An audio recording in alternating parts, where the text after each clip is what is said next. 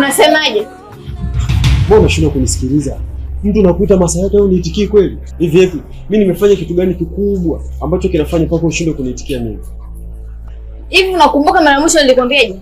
Nilikwambia sitaki mazoea na wewe. Kila mtu afanye kazi yake. Ni nani kakuruhusu nishike mkono wangu? Unakizoea?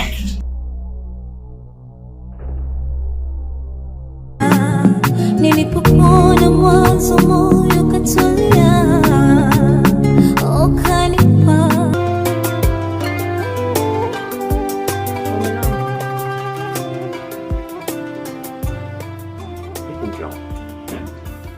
Kabla hujaondoka nilikuwa na mazungumzo kidogo na wewe.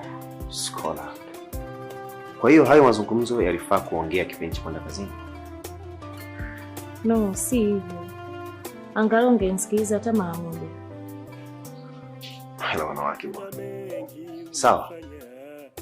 Ongea, lakini jitahidi kuongea haraka ili kusummarize muda ni wapi. Unakumbuka kabla hujanioa kuna swali nilikuwa nakuuliza mara kwa mara kuhusu mtoto. Unakumbuka ulinijibu nini? Hapana. Kwani kimetokea nini? Kumbuka muda wa kazi.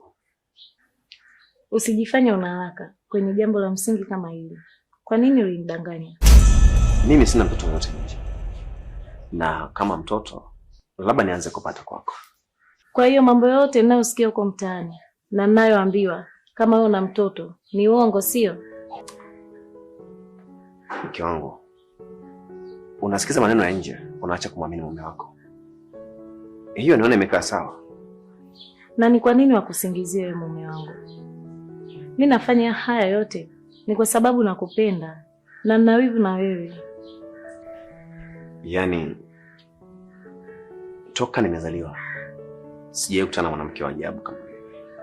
Yaani unashindwa kumwamini mume wako ambaye unalala naye ndani, unaamka naye. Unakwenda kuamini maneno ya nje, maneno ya watu, unawafungulia masikio yako. Anyway, sawa. Uendelea kuamini, acha mimi niende kazini. Lakini mume wangu, mimi nakupenda. Tena nakupenda sana.